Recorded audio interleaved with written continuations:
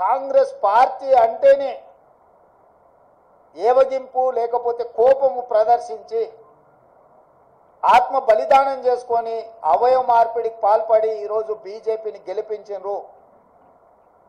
7 పార్లమెంట్లలో ఆనాడు 37.5% ఓట్లు తెచ్చుకున్న బీఆర్ఎస్ ఈరోజు 16.5% ఓట్లకు పడిపోయింది రాష్ట్ర వ్యాప్తంగా.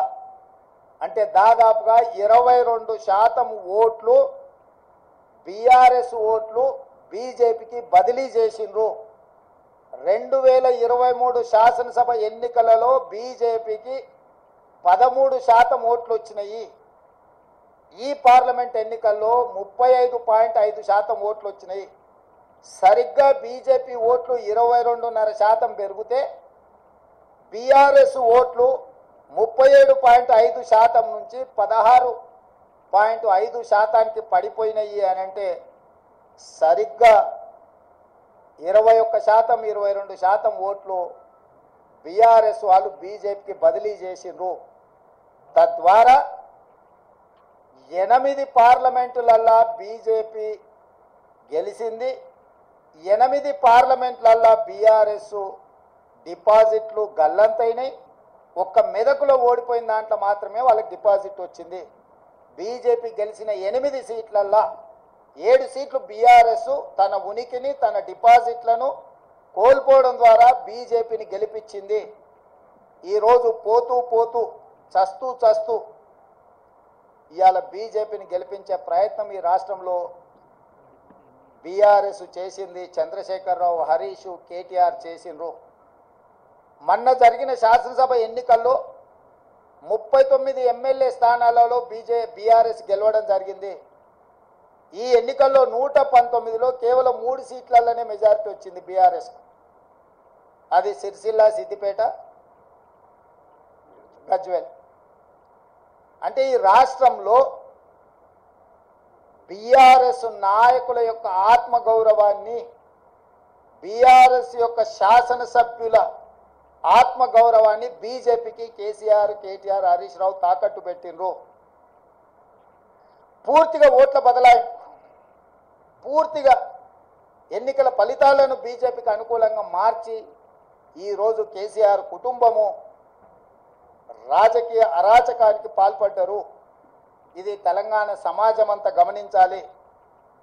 ప్రజాస్వామికవాదులు, సెక్యులర్ ఫోర్సెస్ అందరూ కూడా ఈరోజు ఈ అంశాన్ని గమనించాలి అని చెప్పి కాంగ్రెస్ పార్టీ కోరుతున్నది. ఈ రకంగా ఈ తెలంగాణ రాష్ట్రంలో తనంతల తానే అంతర్ధానం అయిపోయి ఈరోజు బీజేపీని గెలిపించడానికి చంద్రశేఖరరావు గారు ఒక దురాగతానికి పూనుకున్నాడు అని అంటే ఈరోజు మనం అర్థం చేసుకోవాలి. కేటీఆర్ గారు నిన్న అంటున్నారు ఫినెక్స్ లాగా మనం ఇప్పుడు బూడిదైన నాయన మళ్ళీ పుట్టేది ఏం లేదు, ఇక బూడిదే మీకు మిగిలింది. ఆ బూడిద తీసుకెళ్ళి మీ బావకు మీ నాయనకి ఇద్దరికి బుయ్యి ముఖానికి సరిపోతుంది, గాడికి మీ కథ సుఖాంతం అయిపోతుంది. చరిత్రలో ఆ పార్టీ పుట్టినప్పటి నుంచి ఈ రోజు వరకు పార్లమెంటులో ప్రాతినిధ్యం లేకుండా ఉన్నది ఇది మొదటిసారి. ఇంత అచేతనావస్థలో ఇంత దుర్భరమైన పరిస్థితి బీఆర్ఎస్కు దాపురించిందంటే చంద్రశేఖరరావు గారి నాయకత్వము, కేసీఆర్ కుటుంబాన్ని ఏ రకంగా తెలంగాణ సమాజం గమనిస్తుందో వాళ్ళిద్దరు ఆలోచన చెయ్యాలి.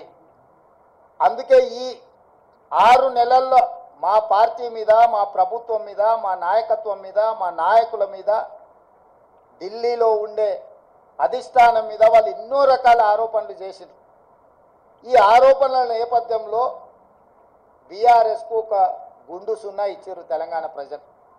ఇప్పటికైనా చంద్రశేఖరరావు గారు, హరీష్ రావు గారు, తారక రామారావు గారు ఆలోచన చేయాలి. ప్రజలు ఎన్నుకున్న ప్రభుత్వాన్ని 100 రోజులు పూర్తి కాకముందే కోట్లాది శాపనార్థాలు పెట్టడం ద్వారా ఈ ప్రభుత్వాన్ని అస్థిరపరచాలన్న ఆలోచనతో, ఈ ప్రభుత్వాన్ని పడగొట్టాలన్న కుట్రలతో వ్యవహరిస్తే ప్రజలు పూర్తిగా బీఆర్ఎస్ను తిరస్కరించడం జరిగింది. ఇప్పటికైనా ప్రధాన ప్రతిపక్ష నాయకుడిగా రాష్ట్ర అవతరణ దినోత్సవాలలో కూడా పాల్గొనకుండా ఏవో చిల్లర మల్లర కారణాలు చూపించడం ద్వారా మీరు ప్రజాస్వామిక వ్యవస్థనే అవమానించే విధంగా వ్యవహరించిన తీరు ప్రజలు గమనిస్తున్నారు. అందుకే బీఆర్ఎస్ నాయకులకు కేసీఆర్ కుటుంబానికి నేను సూచన చేస్తున్నా, మీ వ్యవహార శైలిని మార్చుకోండి. ప్రతిపక్షంగా సహేతుకమైన సలహాలు సూచనలు ఇవ్వండి. ప్రజల సమస్యలను పరిష్కరించడానికి సహకరించండి.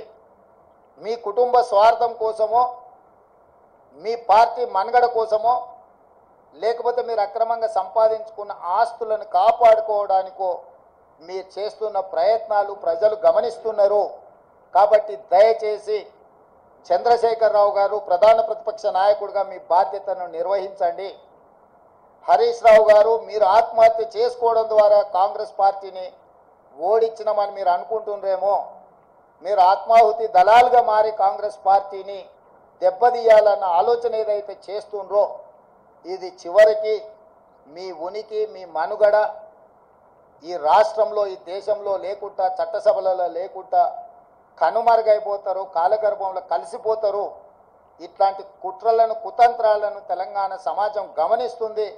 గమనించవలసిందిగా నేను కోరుకుంటున్నాను తెలంగాణ రాజకీయాలలో.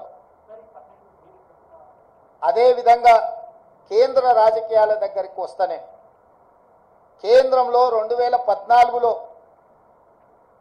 Bharatiya Janata party election manifesto మీద 10 మంది నాయకుల ఫోటోలు పెట్టి ఓట్లు అడిగారు. 2019లో 3-4 నాయకుల ఫోటోలు పెట్టి ఓట్లు అడిగారు. భారతీయ జనతా పార్టీ విధానం మీద, భారతీయ జనతా పార్టీ సిద్ధాంతాల మీద, భారతీయ జనతా పార్టీ ఎన్నికల మేనిఫెస్టో మీద 2014-2019 ఎన్నికలు జరిగినాయి.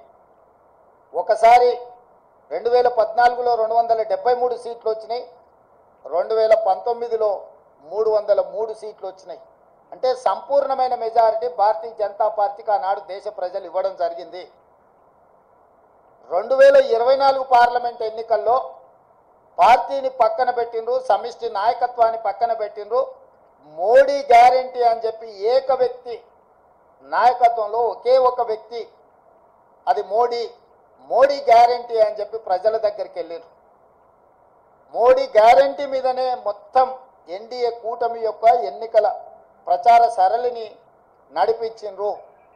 303 సీట్లున్న ఎన్డీఏ బీజేపీ 240 సీట్లకు పడిపోయింది. అంటే మోడీ గ్యారంటీని ఈ దేశ ప్రజలు తిరస్కరించిండ్రు. మోడీ గ్యారంటీకి ఉన్న వారంటీ అయిపోయింది. ఇక మోడీ కాలం చెల్లిపోయిండు అని చెప్పి దేశ ప్రజలు తీర్పిచ్చిండ్రు.